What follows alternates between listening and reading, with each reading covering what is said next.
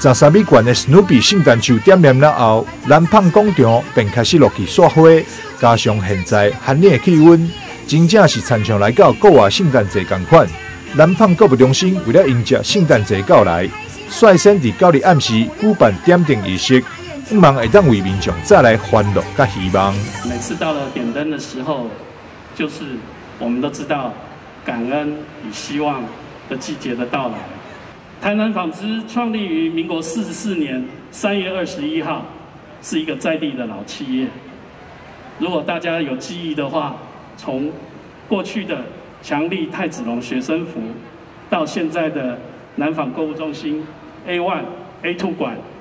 一路以来也都陪伴着台南的市民共同的成长。受邀点灯的市长黄伟霆表示，南胖集团长久以来热心社会公益。以在地企业回馈社会，实在是真难能可贵。南纺集团，它长久以来从事社会公益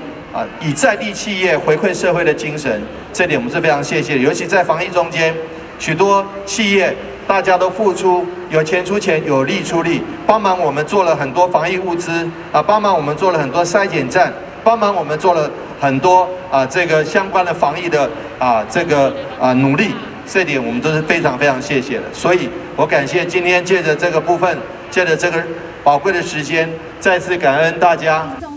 在点灯仪式上，南胖集团总裁，同时也是侯永都慈善基金会创办人侯伯明，也特别捐出一台价值137万的医疗专车，予调兴客灵中心，予这场圣诞点灯的活动更加温馨。